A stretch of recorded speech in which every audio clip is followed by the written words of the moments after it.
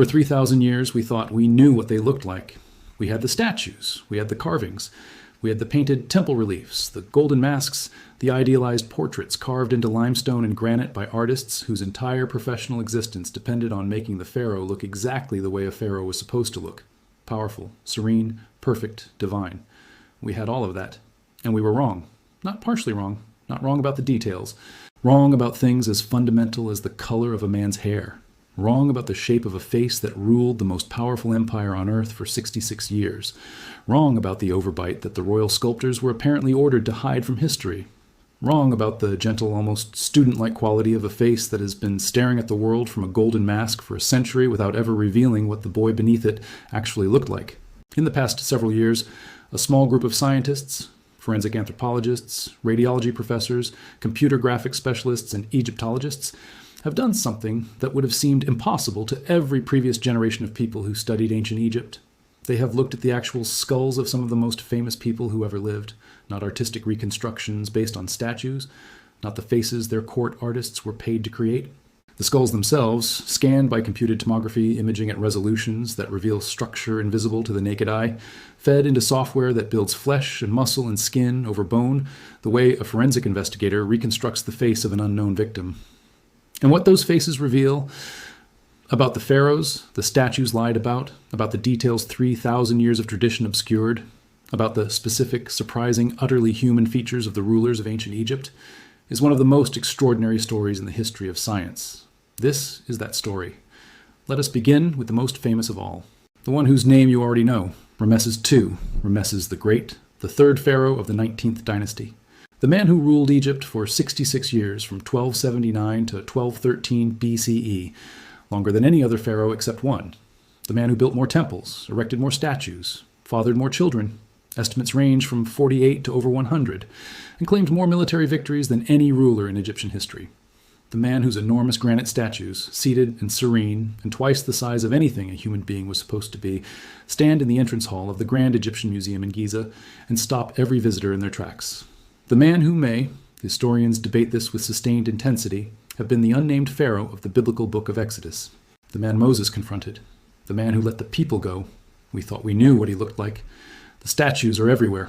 The reliefs at Abu Simbel, at the Ramesseum, at Karnak and Luxor, and a dozen other sites, all of them showing the same idealized face, strong jaw, prominent aquiline nose, wide, level eyes, the face of a god, because that is what the pharaoh was supposed to be, and that is what Egyptian royal art was designed to project. And then Dr. Sahar Salim, professor of radiology at Cairo University and one of the world's leading experts in CT scanning of royal mummies, took the actual skull of Rameses II and ran it through imaging software. She had spent her career scanning more than 40 royal mummies. She had worked with the remains of kings and queens and princes and priests. And when she and her team at Liverpool John Moores University's Face Lab, led by Professor Caroline Wilkinson, assembled the data from those CT scans and began reconstructing the face that sat beneath the linen wrappings in the centuries of mummification, the result was not the divine portrait from the temple walls. It was a handsome man, a very handsome Egyptian person with facial features characteristic of Rameses II, the pronounced nose and the strong jaw, Salim said. But handsome in a specifically human way, not divine, not idealized, real. The software identified the properties of various layers of material on the mummy's face, the overlying linen bandages, the embalming materials, the preserved tissue, and separated them digitally, revealing the skull beneath. From that skull, the team rebuilt the overlying muscles and ligaments using average facial muscle layer measurements from Egyptian populations, with the principle that the stronger a muscle where it is anchored, the more its attachments will leave visible marks on the surface of the skull. And then, layer by layer, the face of the most powerful man in the ancient world emerged from 3,000 years of darkness.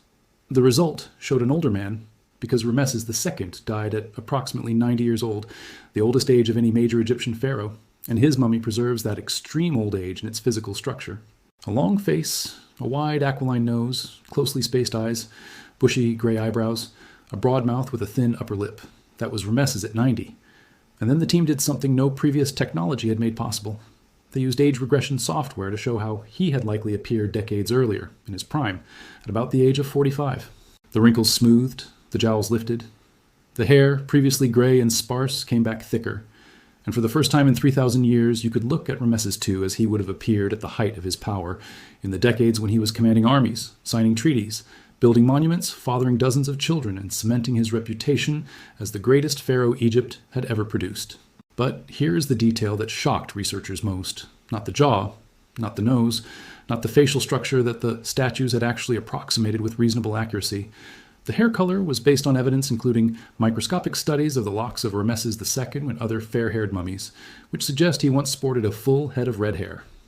Red hair? Rameses II, the supreme ruler of ancient Egypt, the man who may have confronted Moses, who built Abu Simbel, who reigned for 66 years, had red hair. Not dark, as the traditional depictions and the assumptions of centuries had suggested. Red.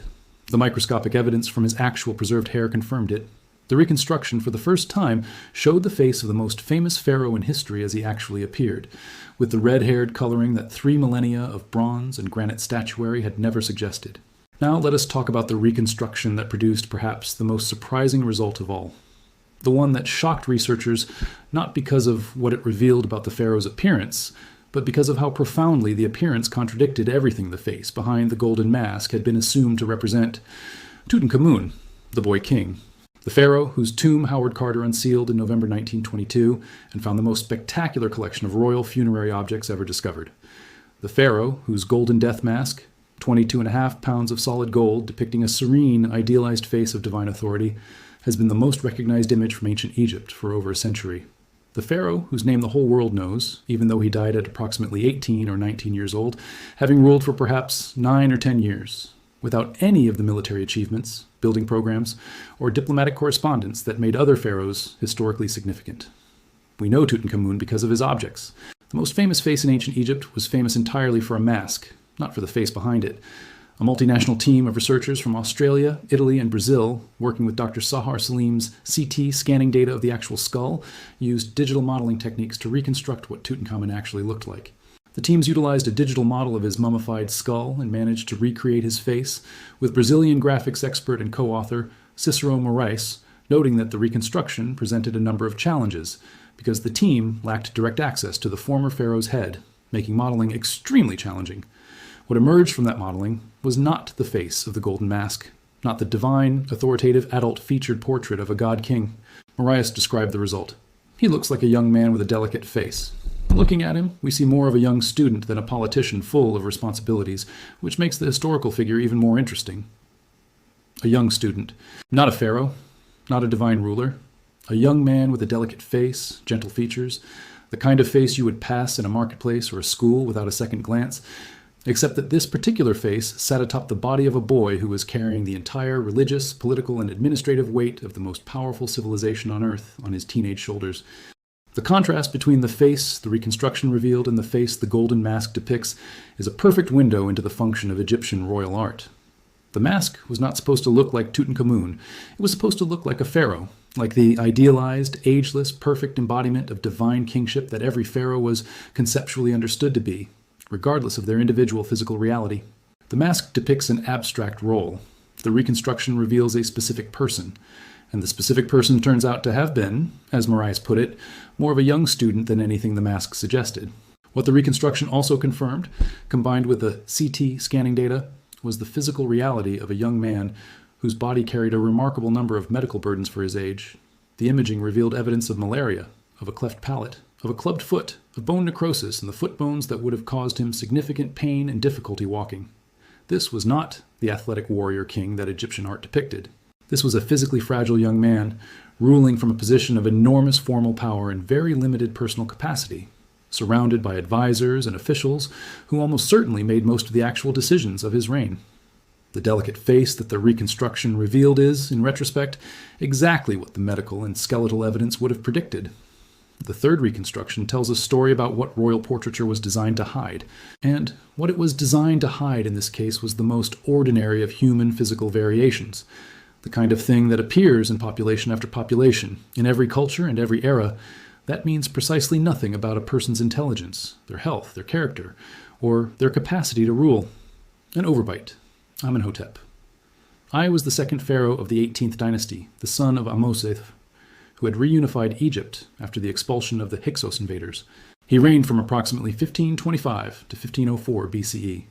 His reign is remembered as a period of consolidation and peace, a time when Egypt recovered from decades of division and the new dynasty established its authority.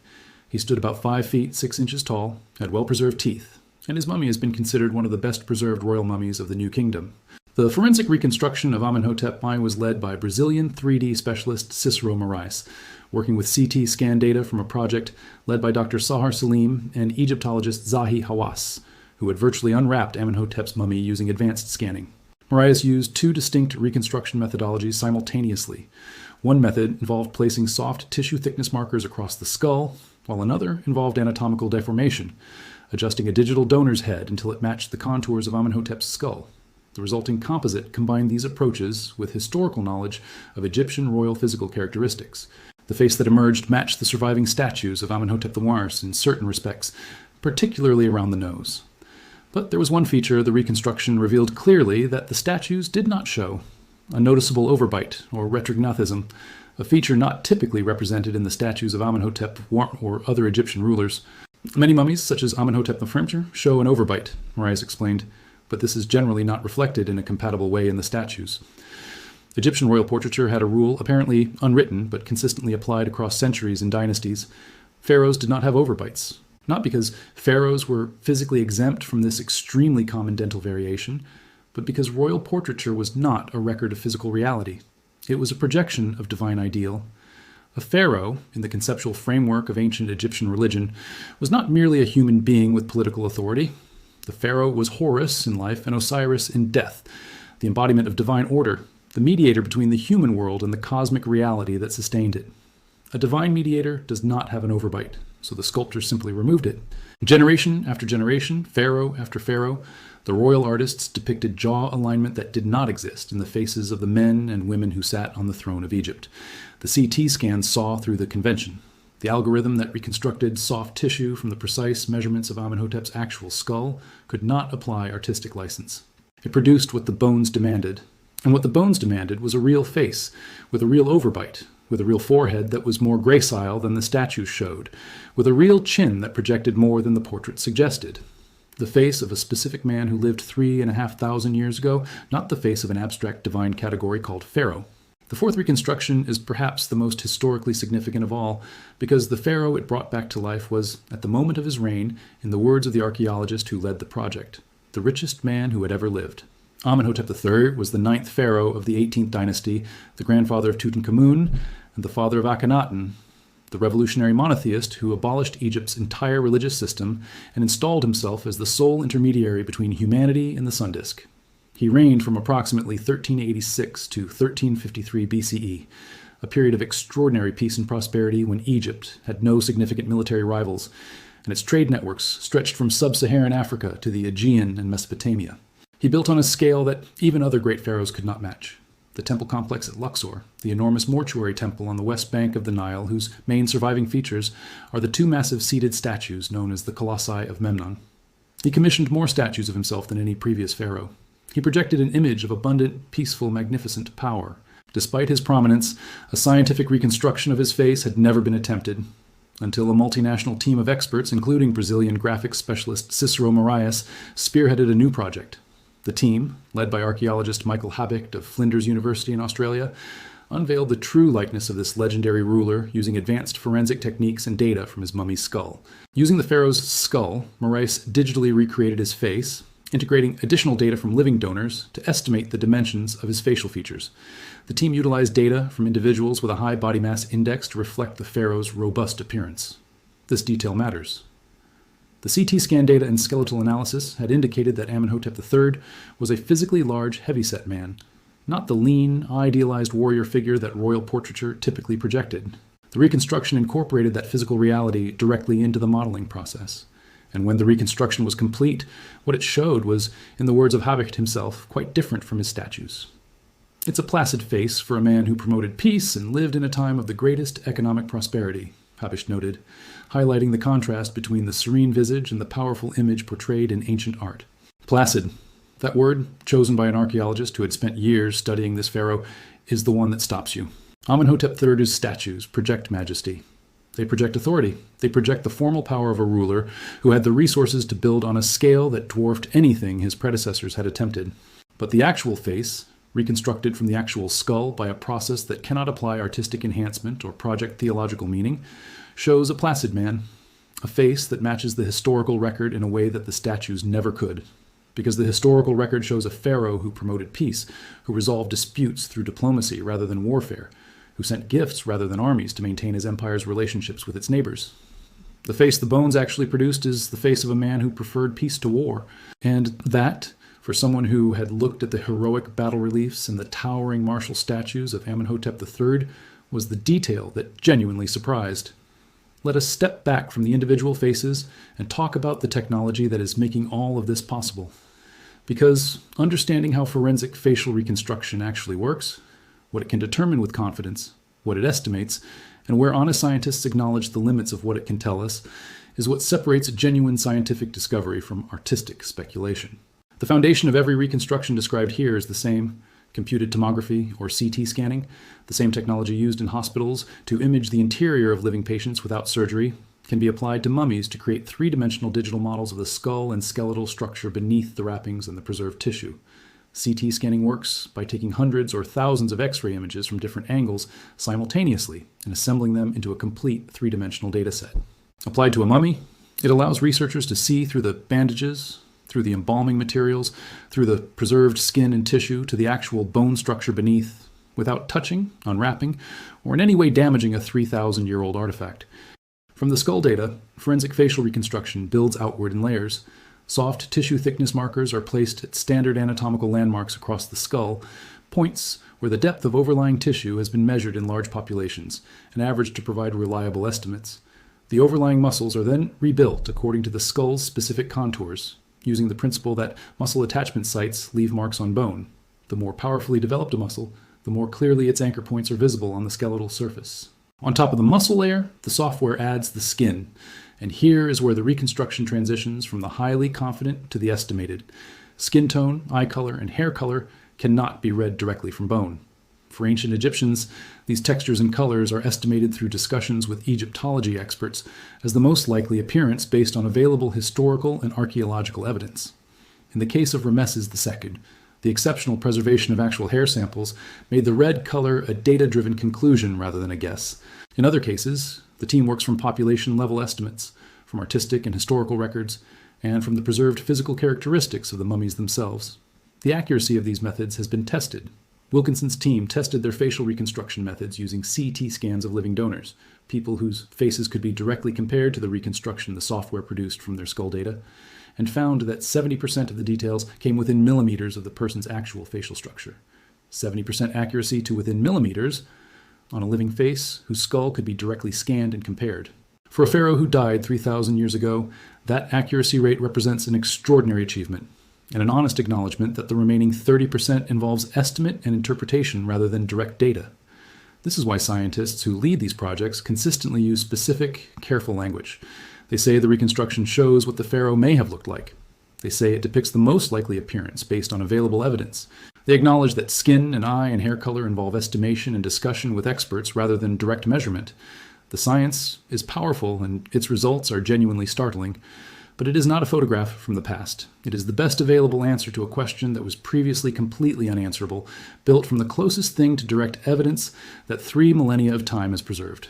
There is a deeper significance to these reconstructions that goes beyond the specific surprises they revealed about individual faces. It is about the fundamental relationship between the image of power and the reality of the person who holds it. Every reconstruction described in this video confirmed the same basic finding. The face that Royal Egyptian art produced and the face that the actual skull produced are related but distinct. The statues and reliefs were not random fabrications. They used the actual physical features of the pharaoh as a starting point. The nose of Rameses II in the reconstruction is recognizably the same nose as in the statues. Prominent, aquiline, characteristic. The basic facial type of each pharaoh has continuity from the artwork to the reconstruction. The sculptors were looking at real people when they carved their portraits, but they were not trying to capture those real people. They were trying to project an idea.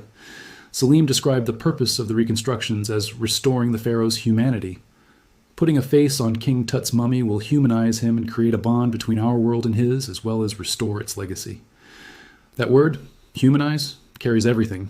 The statues dehumanize the pharaohs by design.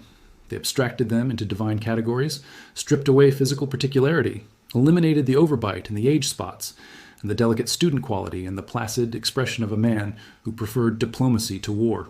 It created icons, not portraits. The CT scanner cannot be asked to create an icon.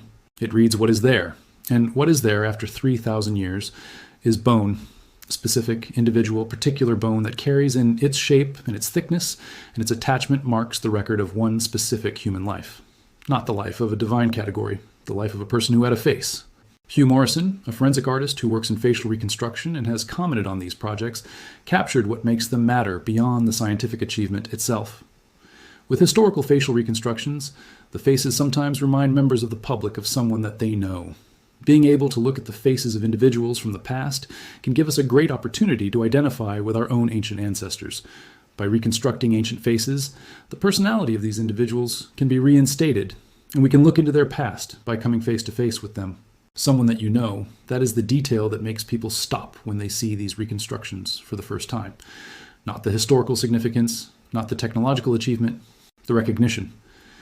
The moment when a face that is 3,000 years old suddenly looks, in the specific, unexpected, genuinely startling way, like someone you might have sat next to on a bus, someone you might have passed in a street market, someone who lived and breathed and had a face like yours and mine and everyone else's, regardless of whether they also happened to be, for the decades of their life that history preserved, the most powerful person on earth. The work is ongoing. Dr. Sahar Salim, who has now CT scanned more than 40 royal mummies over the course of her career, has described the project of humanizing ancient royalty through scientific reconstruction as both a scientific and a cultural mission. Her collaborators, Cicero Moraes in Brazil, whose graphics work has produced some of the most widely shared and most photorealistic reconstructions of historical figures in the world, and the Face Lab team at Liverpool John Moores University, continue to work through the catalog of royal mummies whose skulls can now be digitally accessed without disturbing the physical artifacts. The queue of pharaohs waiting to have their actual faces revealed for the first time is long. Some of the most historically significant rulers of ancient Egypt, Thutmose III, the great military conqueror, Seti the Martyrs, whose mummy is considered the best preserved of any pharaoh, Hatshepsut, the female pharaoh whose identity was systematically erased after her death and who ruled one of Egypt's most prosperous periods disguised in the visual language of a male king. All of them have well-preserved mummies whose skulls contain the data that modern imaging can read. And for each of them, the same process awaits. The CT scan, the 3D model, the layers of muscle and skin and hair, the moment when the software assembles everything, and a face appears that no human eye has seen for 3,000 years. What will those reconstructions reveal? Whether Hatshepsut's actual face corresponded to the deliberately masculine portraiture she adopted for her official images, whether Thutmose III, the great conqueror who may have campaigned in territories stretching from Sudan to Syria, looked the part. Whether the faces of the new kingdom's most powerful rulers confirm or challenge what their statues have been telling us for 3,000 years. The history of these first reconstructions suggests that they will do both. They will confirm some things, the characteristic features, the family resemblances that run through the 18th and 19th dynasties, and they will reveal others, the red hair, the overbite, the delicate student face, the placid man behind the warrior king, that the statues, which had a different and more ideological purpose, were never designed to show. 3,000 years of looking at the same idealized faces, 3,000 years of statues that showed us what the pharaohs were supposed to be, rather than what they actually were. 3,000 years of golden masks and granite portraits and carved reliefs in which the specific, particular, surprising human reality of the most powerful people in the ancient world was consistently, deliberately subordinated to the theological requirements of the role. And then, in a handful of years, a CT scanner and a team of scientists and a piece of software that could not care less about divine authority or royal iconographic convention looked at the actual bones and produced the actual faces. A red-haired warrior in his prime, a delicate student who looked nothing like his golden mask, a man with an overbite his sculptors hid from history, a placid diplomat whose face matched his legacy in a way his imposing statues never did. None of these faces are what anyone expected. All of them are more human than anything the statues were allowed to be. And that gap between the divinity the art projected and the humanity the science revealed is the most important thing the reconstructions have told us. Not about what the pharaohs looked like, about what it meant to be a pharaoh, about the machinery of power that required real human faces to be hidden behind idealized divine portraits for 3,000 years, and about what we see finally when the scanner strips that machinery away. We see people, specific, particular, Surprising, recognizable people, with red hair and overbites and delicate features and the kind of faces you might, if you were standing in the right marketplace in the right century, have walked past without a second glance. That is what shocked everyone. Not the technology, the humanity.